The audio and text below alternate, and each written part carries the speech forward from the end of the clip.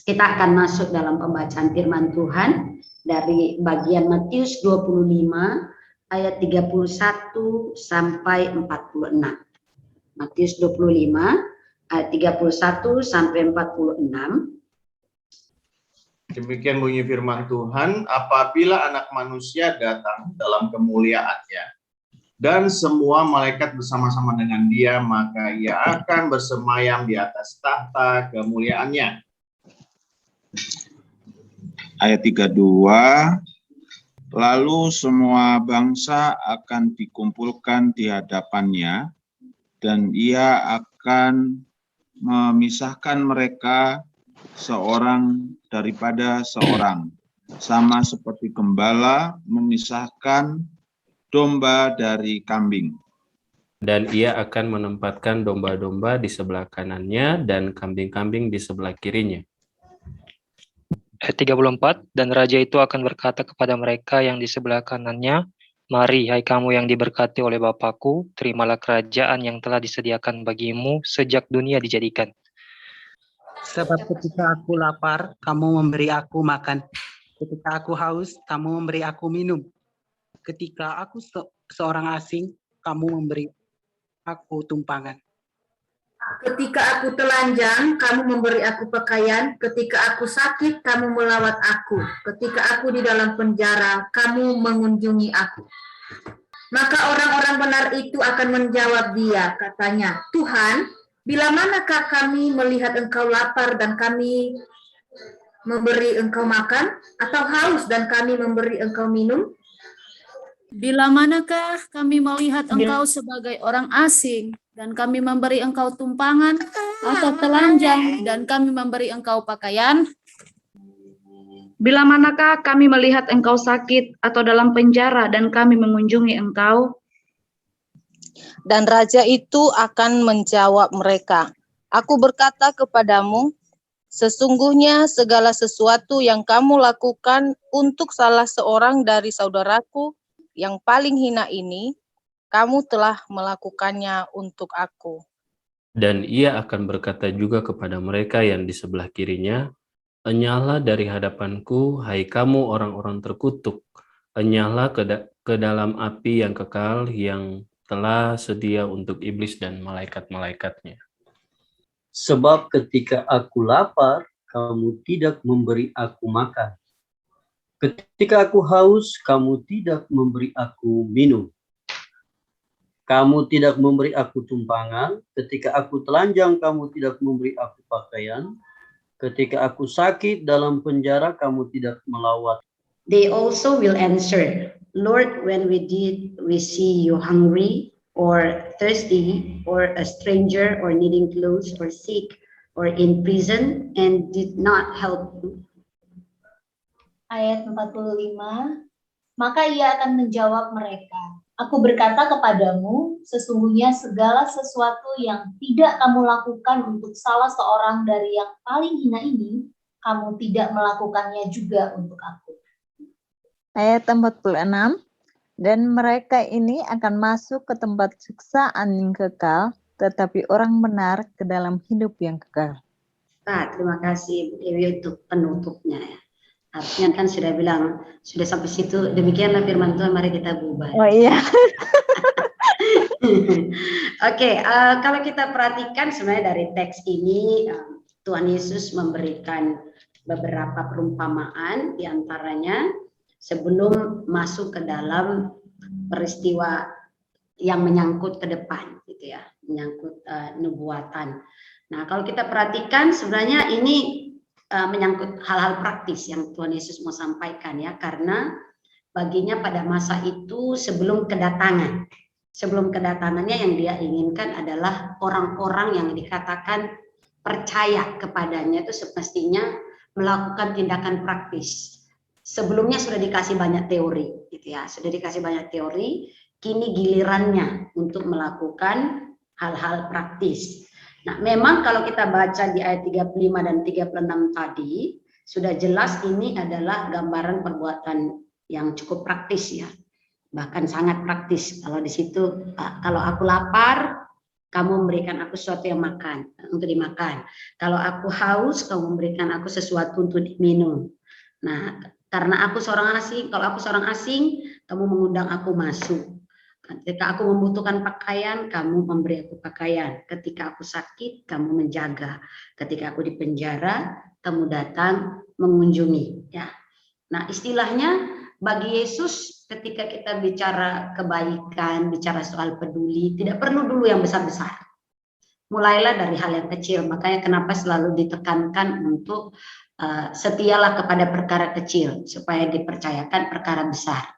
Nah, itulah Yesus sebelumnya di pasal 10 ayat 42, Yesus kan katakan, kalau kamu memberikan sesuatu pada anak kecil ini, kamu melakukannya untuk aku. Jadi bukan dilihat dari orangnya, tetapi dilihat kebutuhannya. Bukan dilihat dari situasi, kondisi, kebutuhan sekarang yang mau diperhatikan. Nah, kalau kita bicara kebaikan kecil, bukan berarti kita abai dengan kebaikan-kebaikan yang besar. Tapi paling tidak, kesetiaan orang pada hal kecil cukup membuktikannya untuk melakukan hal-hal besar. Ya. Jadi mungkin kalau kita lihat tema yang diberikan kita untuk malam hari ini soal peduli sebagai gaya hidup itu sepertinya hal kecil lah sudah ini kan kita peduli terhadap alma mater kita gitu ya, peduli terhadap alma mater kita. Nah kalau kita bandingkan sebenarnya perbuatan baik kalau kita mau perhatikan peduli itu pasti paling tidak satu langkah untuk kita katakan kita melakukan perbuatan baik. Peduli, ya, bukan cuma sekedar simpati tapi empati di dalamnya ya. Jadi kalau kita bicara perbuatan baik sebenarnya kita mesti lihat seperti apa kata Alkitab lah. Terus menerus, nggak jemu-jemu. Kalaupun ada hasilnya nggak mengenakan, tetap tak jemu-jemu. Saya rasa kita semua udah tahu lah itu teorinya di dalam Alkitab ya, dalam Galatia 6 ayat 9. Dan kemudian kalau kita lihat juga, saya cuma bikin 3 aja deh. Untuk bicara perbuatan baik, hendaknya selain tak jemu-jemu, itu semestinya dalam ayat 10-nya di bagian Galatia kan kepada semua orang, tapi dibilang di bagian terakhir, terutama kepada kawan-kawan kita seiman. Dan saya tertarik karena saya masih ingat dulu saya di asrama, kita nggak lihat dulu orang seasrama, yang kita perhatikan dulu orang kamar kita. Misalnya kita tahu orang kamar kita, saya rasa mungkin teman-teman yang di asrama, kita semua pernah di asrama, pun pernah mengalami itu, mungkin mengalami sebagai yang diberi atau mengalami sebagai pemberi gitu ya, bahwa kalau nanti orang kamar tidak punya sponsor, terus kita tahu tempat sabun dia gitu. Kita nggak langsung bertanya, tahu tempat sabun dia nggak ada sabunnya, kita belikan dia sabun atau belikan dia sampo, apapun yang kita lihat di tempat sabun doang ya. Karena kan tempat sabun doang kan kita bisa lihat tiap waktu kita mandi. Atau ada hal-hal lain yang kebaikan-kebaikan kecil yang kita bisa praktekkan kepada saudara kita. Yang kita katakan saudara kalau di asrama kan pasti duluan orang kamar kita. Sehingga kalau orang kamar kita tidak tegur kita, lalu kok di luar yang ngomong, sedikit kita membuat kita marah. Gitu ya. Harusnya orang kamar kita yang terlebih dahulu mengingatkan, bukannya diomongkan di luar atau orang lain duluan ngomong gitu ya. Itu yang biasanya kalau di putri terutama ya, di putri biasanya harus memperingati saudara kamarnya dari sisi pakai baju apa-apa semua dari kamar. Itu hal yang sepele yang kita lihat, dari situ kita lihat bahwa kita mau mengingatkan saudara kita gitu. Nah yang ketiga adalah kalau dikatakan melakukan kebaikan itu harus dengan rajin. Kalau di ayat Ibrani 6 ayat 10 sampai 12 saya tertarik dengan kata diligent. Jadi di situ betul-betul ada usaha tetapi terus dilakukan dengan tekun gitu ya, dengan sungguh-sungguh. Itu yang perlu kita pikirkan kalau kita bicara soal kepedulian. Peduli berarti nggak boleh berhenti satu kali atau 2 kali aja gitu kan. Terus yang paling utama dengan saudara seiman, dan itu harus dilakukan dengan kerajinan dan ketekunan atau kesungguhan. Bukan cuma sekedar ada udang di balik bakwan. Udang di balik bakwan itu enak gitu ya. Tetapi kalau ada sesuatu di baliknya itu sering tidak mengenakan. Nah, kalau kita bandingkan di sini di bagian teks ini sudah pasti ada kontrasnya, ada positif negatifnya. Tapi sebelum saya bicarakan positif negatifnya, sebenarnya kita lihat waktu dikatakan di situ Tuhan Yesus akan datang. Kalau di sini di teksnya kan dikatakan Yesus akan datang dalam kemuliaan. Nah, ya dalam kemuliaan yang ditunjukkan dengan dikatakan dia disertai oleh malaikat-malaikatnya, duduk di atas tahta kemuliaan. Ya, duduk di atas tahta di sorga dalam kemuliaan. Padahal yang nanti dia akan bicarakan mengenai kehinaan. Jadi bagi Yesus adalah bukan status yang mau dilihat sekarang, tetapi apa yang harus dilakukan, yang mengaku diri, orang-orang yang mengaku diri percaya kepada Tuhan.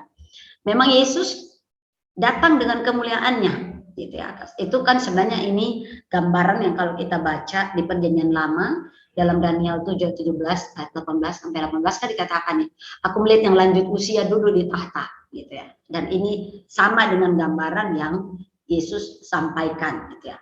Tapi paling tidak kita lihat bahwa tujuan yang dilakukan oleh Tuhan Yesus bukan karena lihat bahwa Yesusnya bertahta di tahta yang mulia, ada diiringi para malaikat, tetapi dia yang mulia ingin melakukan atau menunjukkan bahwa harus melakukan kebaikan kepada yang hina. Nah, yang luar biasa di situ dijelaskan mengenai orang yang hina, kebaikan pada orang yang hina.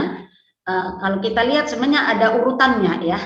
Kalau kita bicara soal urutan yang disebutkan Yesus di sini, paling tidak kita lihat bahwa pertama tidak punya makanan dan tidak punya minuman. Berarti ya miskin lah, miskinnya cukup parah lah ya. Nggak punya makan dan punya minuman, ya itu sudah menderita lah. Gitu. Apalagi kalau dikatakan sebagai orang asing. Sudah pasti ketika orang asing datang di satu tempat, nggak ada aset yang dia punya, gitu ya. Jadi paling tidak akan terlihatnya udah sudah tidak punya kekayaan apapun, tidak ada kerabat, gitu. Jadi benar-benar tidak mengenakan. Nah, memang kalau kita lihat di sini waktu Yesus katakan saat aku menjadi orang asing, kau memberikan aku tumpangan. Nah, itu luar biasanya. Tradisinya orang Israel. Kalau kita belajar dari Abraham kan Abraham juga gitu ya, menyambut malaikat Tuhan. Dia nggak tahu kalau itu malaikat atau itu Tuhan, sambut, berikan makanan gitu, ngajak untuk masuk ke rumah gitu. Kalau kita sekarang kan waspada terhadap orang asing. Kadang orang yang dekat pun atau orang yang kita kenal baik pun patut diwaspadai kan. Kalau zaman sekarang, zaman dulu mereka punya tradisi yang bagus untuk selalu menampung orang lain. Ya, kalau kita bandingkan waktu diberi syarat untuk penilik jemaat pun harus ada salah satunya itu memberi tumpangan.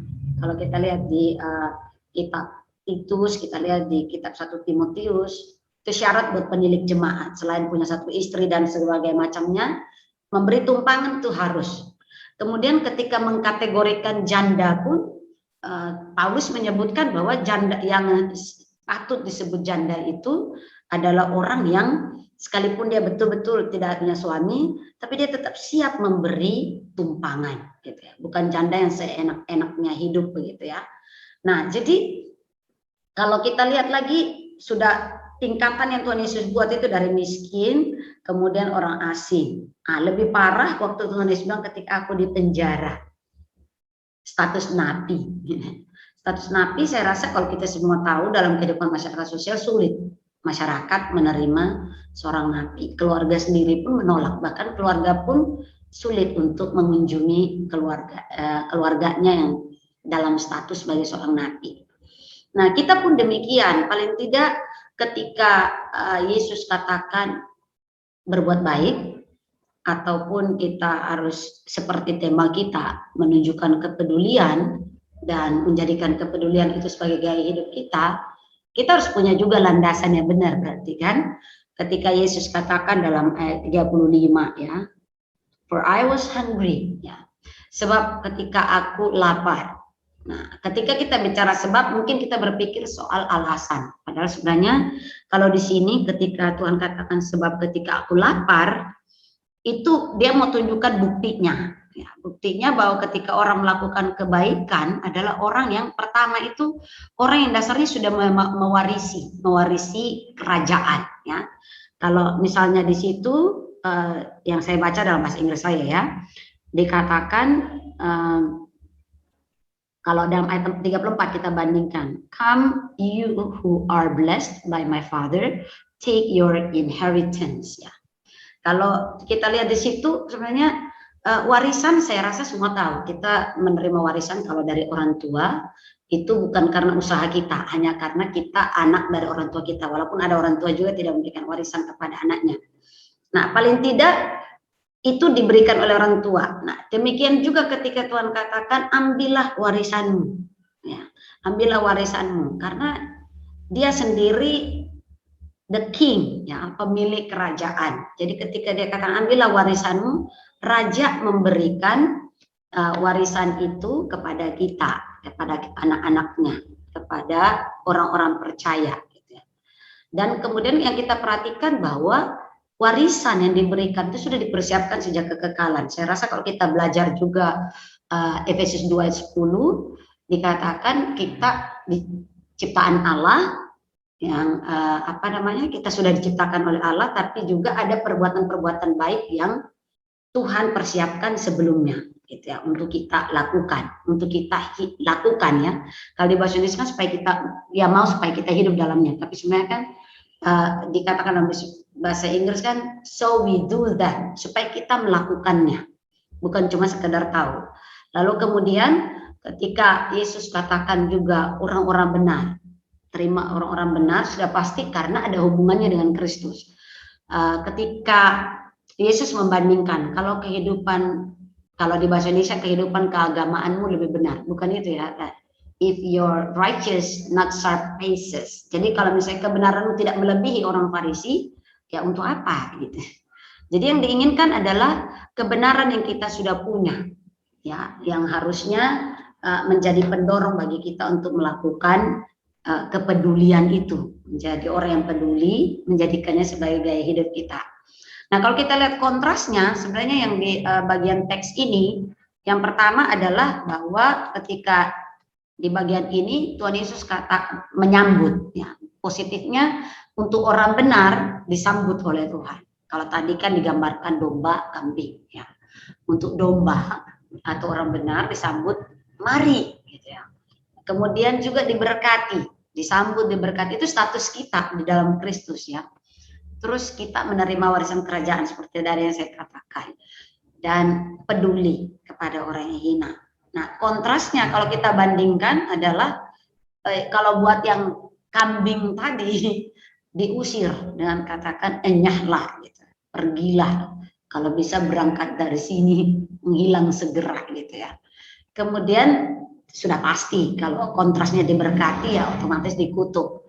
Atau kalau misalnya kontrasnya terima warisan kerajaan adalah terima hukuman.